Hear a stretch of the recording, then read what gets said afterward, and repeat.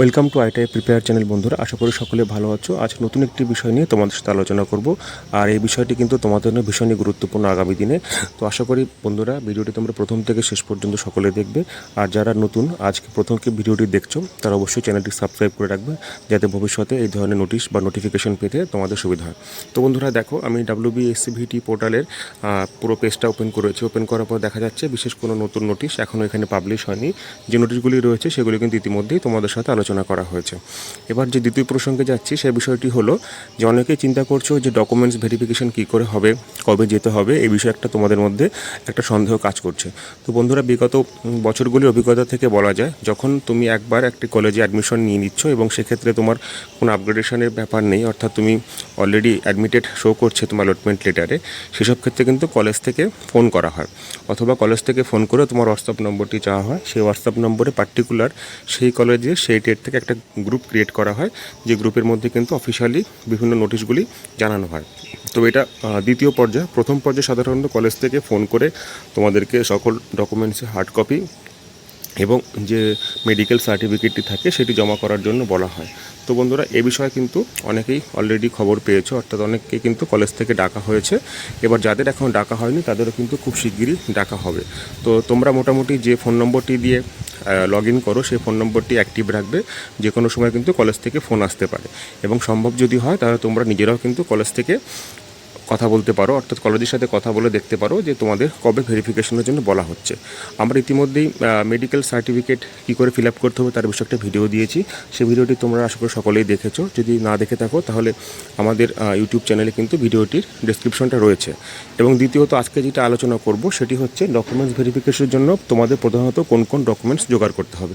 তো বন্ধুরা চলো, দেরি না করে সেই ডকুমেন্টস ভেরিফিকেশনের বিষয়টি আমরা দেখে নিচ্ছি। এই বিষয়ে কিন্তু প্রথমে একটা কথা বলে নেব। মোটামুটি ডকুমেন্টস ভেরিফিকেশন কিন্তু সব কলেজে প্রায় একই রকম হবে। সেক্ষেত্রে এম এবং ই গ্রুপের ক্ষেত্রে কিছুটা পার্থক্য থাকলেও থাকতে পারে, কিন্তু মূলত ডকুমেন্টস ভেরিফিকেশন কিন্তু প্রায় সবার একই হবে।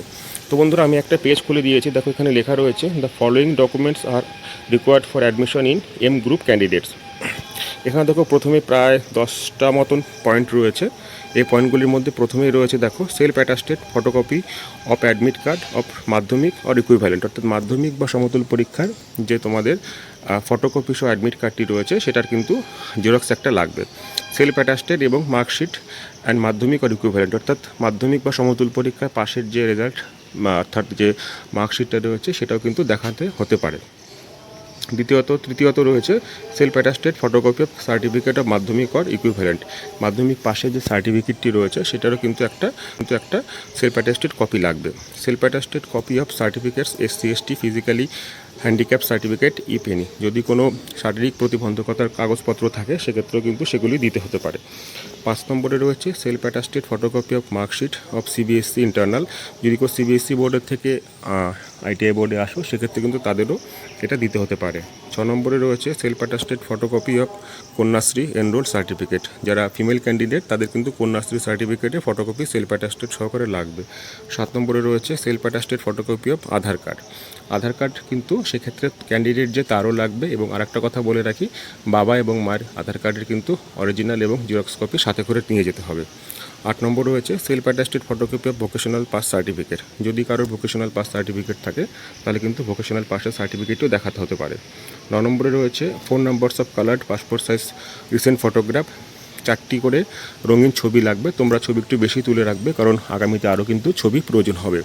10 নম্বর রয়েছে name and trade should be mention on the back side of passport size photograph, অর্থাৎ তোমরা যে ছবি 4টি দেবে বা 6টি ছবি দেবে সেই ছবিগুলির পেছনে কিন্তু প্রত্যেকটিতে তোমার নিজস্ব নাম এবং ট্রেডের নাম সরাসরি উল্লেখ করতে হবে। 11 নম্বর রয়েছে দেখো submit medical certificate in prescribe format, অর্থাৎ আমরা যে মেডিকেল সার্টিফিকেটটি কথা বলেছি সেটাও কিন্তু এই দিনই জমা দিতে হবে। তো বন্ধুরা, এই সমস্ত কাগজপত্রগুলি বেশিরভাগই লাগবে তোমাদের অরিজিনাল এবং জেরক্সগুলি সহ। জেরক্সগুলিতে তোমরা সেলফ অ্যাটাস্টেড করে রাখতে পারো বা কলেজে গিয়েও কিন্তু করতে পারো। এরপরও কিন্তু বেশ কতগুলি ডকুমেন্টস তোমাদের লাগতে পারে, সেগুলি আমি আংশিকভাবে তোমাদের বলে দিচ্ছি। সেগুলি হলো বাবা মায়ের আধার কার্ড, ভোটার কার্ড এবং তোমার আধার কার্ড, ভোটার কার্ড যদি হয়ে থাকে এগুলি কিন্তু তোমরা সাথে করে নিয়ে যাবে। কারণ কি, অনেক সময় ভেরিফিকেশনের সময় বাবা এবং মায়ের ভোটার কার্ড এবং আধার কার্ড এই জেরক্স তারা চাইতে পারে, সেক্ষেত্রে কিন্তু তোমাদের হাতে থাকলে এটা তোমরা সঙ্গে সঙ্গে সাবমিট করতে পারবে। মোটামুটি এই হচ্ছে এম গ্রুপের জন্য প্রয়োজনীয় ডকুমেন্টস। ই গ্রুপের ডকুমেন্টসও অলমোস্ট সেমই লাগে। সেক্ষেত্রে 8 পাস সার্টিফিকেটের যে ব্যাপারটি থাকে সেটা যদি তোমরা জোগাড় করতে পারো এবং মার্কশিট যদি জোগাড় করতে পারো তাহলে কিন্তু একইভাবে সবগুলি সার্টিফিকেট বা জেরক্স কলেজকে দেখাতে হতে পারে। তো বন্ধুরা, মোটামুটি এই হচ্ছে আজকের আলোচনা। তোমরা কলেজের সাথে যোগাযোগ করতে পারো অথবা কলেজে ফোনের অপেক্ষায় একটু ওয়েট করতে পারো। যদি সম্ভব হয় তোমরা নিজেরা উদ্যোগ নিয়ে কলেজের সাথে কথা বলে নাও, কারণ ইতিমধ্যেই দ্বিতীয় ফেজের কিন্তু অনেকেই ভর্তি হয়ে গেছে, তারা সিট পেয়ে গেছে। সুতরাং তাদের পক্ষে কাজগুলি যদি গুছিয়ে রাখা হয় তাহলে কিন্তু খুবই সুবিধা হয়। বাকি আরও কতগুলি ফেজ আশা করা যাচ্ছে কাউন্সিলিং হবে, তারপরে যখন কাউন্সিলিং হবে তখন সেই পর্যায়টাকেও আমরা এভাবে আলোচনা করে দেবো। তো বন্ধুরা, আজকে এই পর্যন্ত শেষ করছি। আগামীতে আরও গুরুত্বপূর্ণ টপিক নিয়ে আলোচনা করব।